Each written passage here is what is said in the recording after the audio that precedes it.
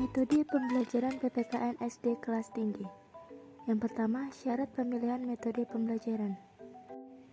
Syarat yang pertama yaitu metode mengajar harus membangkitkan semangat belajar siswa. Yang kedua yaitu metode belajar harus dapat menjamin perkembangan kegiatan siswa. Yang ketiga yaitu metode belajar harus dapat memberikan kesempatan siswa untuk mewujudkan hasil karyanya. Yang keempat yaitu metode belajar harus dapat merangsang siswa untuk dapat belajar lebih lanjut.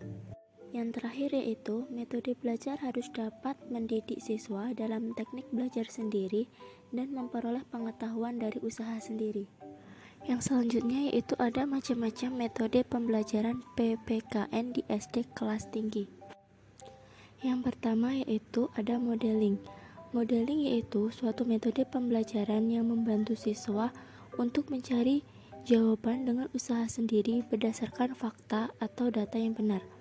Langkah-langkah metode modeling yang pertama yaitu mencari topik dengan menuntut siswa untuk mencoba.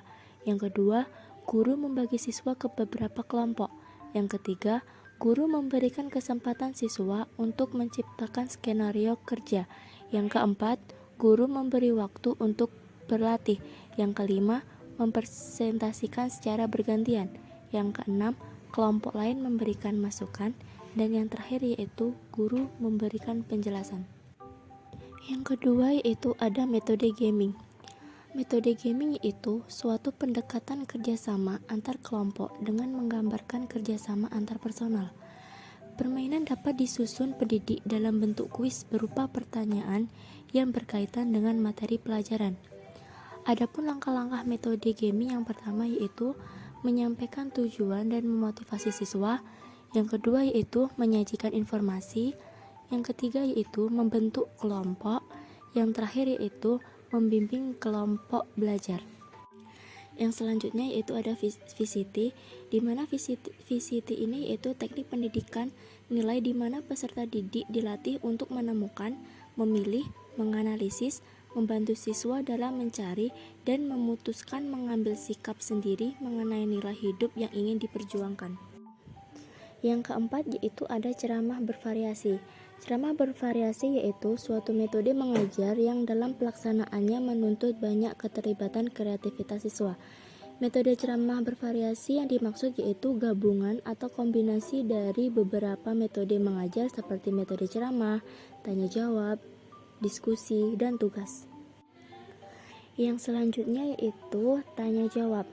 Tanya jawab yaitu suatu metode dengan cara penyajian pelajaran dalam bentuk pertanyaan yang harus dijawab dari guru kepada siswa atau dari siswa kepada guru tentang pemahaman suatu materi. Yang selanjutnya yaitu pemecahan masalah, yaitu suatu cara pelajaran dengan menghadapkan siswa kepada suatu masalah untuk dipecahkan atau diselesaikan secara konseptual atau masih terbuka dalam pelajaran. Langkah-langkahnya yaitu yang pertama, mengidentifikasi masalah, yang kedua mengumpulkan data, yang ketiga menganalisis data, yang keempat pemecahan masalah atau berdasarkan data, yang selanjutnya yaitu memilih cara untuk memecahkan masalah, yang selanjutnya yaitu merencanakan penerapan pemecahan masalah, yang selanjutnya yaitu melakukan uji coba terhadap rencana yang telah ditetapkan, dan yang terakhir yaitu melakukan tindakan untuk memecahkan masalah. Yang selanjutnya yaitu ada metode diskusi. Langkah-langkahnya yang pertama yaitu merumuskan masalah secara jelas. Yang kedua, guru membagi menjadi beberapa kelompok dan menentukan ketua, sekretaris, dan pelapor. Yang ketiga, siswa diberikan bimbingan atau pengawasan oleh guru dalam melakukan diskusi. Yang keempat, guru memberikan dorongan sehingga anak mau bekerja. Yang kelima, materi diskusi dikerjakan oleh seluruh anggota. Yang terakhir yaitu seluruh siswa mencatat hasil diskusi dan menyampaikannya di depan kelas. Yang selanjutnya yaitu metode bermain peran. Metode bermain peran yaitu metode pembelajaran yang membuat siswa aktif dan kreatif dalam pembelajaran. Dalam bermain peran, siswa akan menghayati peran yang dimainkannya, keterlibatan dalam permasalahan, dan memberikan pemecahan masalah sesuai dengan tingkat kemampuannya. Adapun langkah-langkahnya, yang pertama yaitu mendeskripsikan skenario kejadian, yang kedua mempunyai karakteristik peranan, yang ketiga yaitu memilih peranan, yang keempat melaksanakan kegiatan bermain peran, dan yang terakhir yaitu kegiatan mendiskusikan hasil bermain peran. Dan yang terakhir yaitu ada metode karya wisata. Metode karya wisata yaitu aktivitas belajar siswa dibawa ke luar kelas. Adapun langkah-langkahnya, yang pertama yaitu ada langkah persiapan, yang kedua ada langkah pelaksanaan, dan yang terakhir yaitu ada langkah tindak lanjut.